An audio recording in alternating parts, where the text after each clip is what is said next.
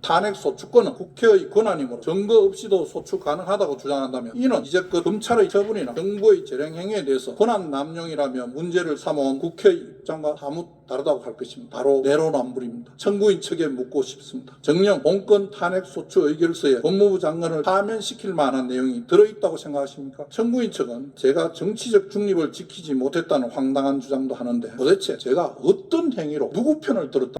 피청구인 측에서 10분 범위 내 최종 의견을 진술해 주시기 바랍니다.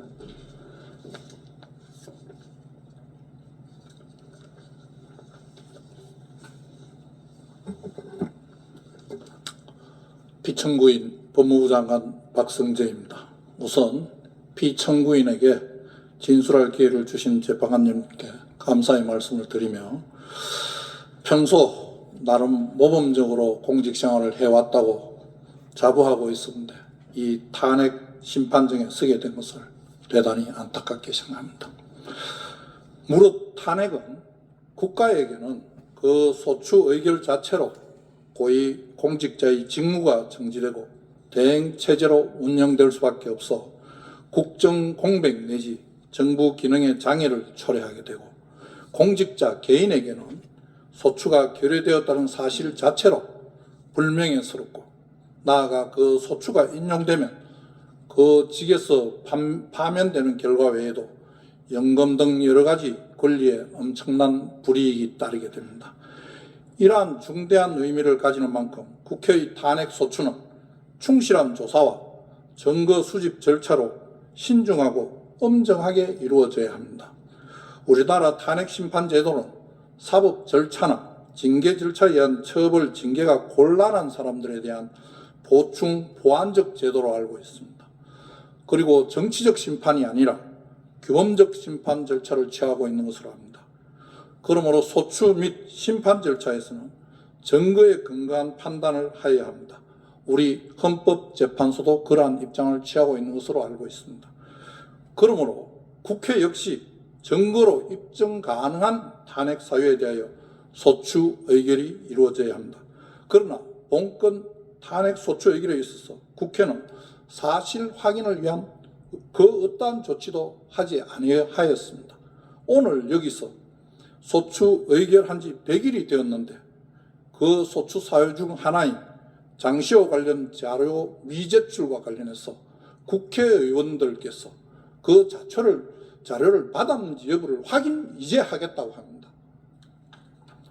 즉 본인에 대한 국회의 탄핵 소추는 국회 차원의 별도의 조사나 증거 수집 절차 없이 비상계엄이 내란이며 침묵은 공모라는 궤변을 주된 탄핵 사유로 삼았고 구체적인 헌법, 법률 위반 행위조차 제대로 특정하지 않은 채 소위 카드라식 의혹 제기에 불과한 언론 기사들을 증거로 첨부하였을 뿐입니다. 소추 당시 탄핵 사유를 입증할 구체적 증거는 없었으며 현재까지도 없습니다. 이렇듯 탄핵 사유를 뒷받침할 만한 아무런 증거가 없음에도 국회법에서 정한 조사 절차마저 생략한 채 이루어진 이건 탄핵 소추는 소추 절차 자체가 국회법에 위반한 것으로 보아야 합니다. 만약 국회 측이 국회법에 규정된 탄핵 소추를 위한 조사 절차는 임의 규정이고 재량 사항이므로 관련 절차를 거치지 않아도 되고 탄핵 소추권은 국회의 권한이므로 증거 없이도 소추 가능하다고 주장한다면 이는 이제껏 검찰의 처분이나 정부의 재량 행위에 대해서 권한 남용이라며 문제를 삼아온 국회의 입장과 사뭇 다르다고 할 것입니다. 바로 내로남불입니다. 헌법재판소는 그러한 국회의 주장을 배척해야 합니다. 그렇게 하지 않으면 향후에도 아무런 증거도 없이 탄핵 소추권 행사를 남용하는 이를 조장하는 결과를 초래할 것입니다. 국회의 졸속 탄핵 사추는 탄핵 인용 즉 파면을 목적으로 하는 것이 아니라 오로지 고위공직자의 직무정지 이를 통한 국정공백 내지 마비를 초래하기 위한 의도로 제기된 것으로 볼 수밖에 없습니다. 이는 명백한 탄핵 소추권의 남용으로 각하되어야 합니다. 탄핵 소추권이 국회의 권한이라고 다수당의 의도대로 다수결에 의하여 탄핵 소추권을 남발하는 것은 다수결의 원칙을 악용한 다수의 전제정치이자 다수의 폭정입니다. 다수에 의한 전제 정치가 민주주의가 처할 최고의 위험이라고 많은 석학들이 경고하고 있습니다. 이에 저는 헌법재판소가 신속한 각하 결정으로 이러한 국회의 폭정에 제동을 걸어주셔야 한다고 생각합니다. 그리하여 헌법재판소가 민주주의와 헌법 가치를 수호하여 줄 것으로 기대하였습니다. 그러나 안타깝게도 그렇게 되지 않았습니다. 2024년 12월 12일 국회의 탄핵소추 의결로 법무부 장관의 직무는 바로 정지되었고 1회 변론 기일까지 거의 100일이 흘렀습니다. 헌법재판소에서 절차가 지연되는 동안 국회는 자신들이 의도한 탄핵소추의 목적을 이미 달성하였는지도 모르겠습니다. 청구인 측에 묻고 싶습니다. 정녕 본건 탄핵소추 의결서에 법무부 장관을 파면시킬 만한 내용이 들어있다고 생각하십니까? 정말 그렇게 생각하고 본건 탄핵소추를 의결한 것이 맞습니까? 본건 탄핵 청구는 내용 자체로 헌법 및 법률 위반 행위라는 탄핵 사유를 구비하지 못하였을 뿐만 아니라 증거법상으로도 객관적 증거라고 볼 수 없는 의혹 제기성 언론 보도만으로 그리고 의원들의 일방적인 주장이 담긴 회의록만으로 증거 없이 탄핵소추를 진행하였습니다. 즉 사실 인정을 위하여 심리의 대상이 될 만한 증거는 애당초 제출하지 못하고 있습니다. 청구인 측이 탄핵 사유로 내세우고 있는 비상계엄을 통한 내란 공모 및 동조이지만 대통령의 비상계엄 선포가 바로 내란 행위이며 법무부 장관으로서 이를 저지 못한 것이 바로 내란의 공모라는 내란 동조 공모라는 논리의 비약에서 출발하였습니다. 그러나 헌법에서 예정하고 있는 비상계엄의 선포가 바로 내란 행위라는 것은 법리적으로도 있을 수 없는 궤변이고 관련자들의 국회에서의 증언 그리고 검경 수사 과정에서 제가 공모 동조했다는 사실을 인정할 증거가 없음이 이미 밝혀졌습니다. 그리고 언론 보도를 근거로 한 2024년 12월 4일자 안가 비상계엄 모의와 동부구치소 구금시설 마련 지시 역시 같은 과정을 통해 전혀 사실이 아님이 이미 확인되었습니다. 특히 동부구치소 관련은 해당 언론이 오보라며 정정보도까지 하였습니다. 청구인 측은 제가 정치적 중립을 지키지 못했다는 황당한 주장도 하는데 도대체 제가 어떤 행위로 누구 편을 들었다는 말입니까? 또한 저는 정당한 사유 없이 국회의 자료 제출 요구를 거부한 사실도 국회를 경시한 사실도 없습니다.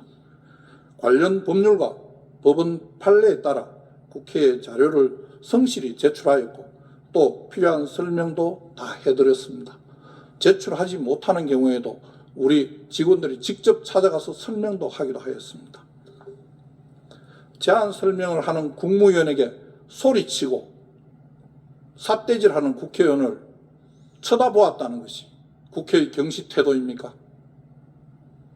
제안 설명이 끝나고 더 이상 질의를 할 수 없는 상황인 투표가 시작된 상황에 있어간 것이 국회를 경시하였다는 것입니까?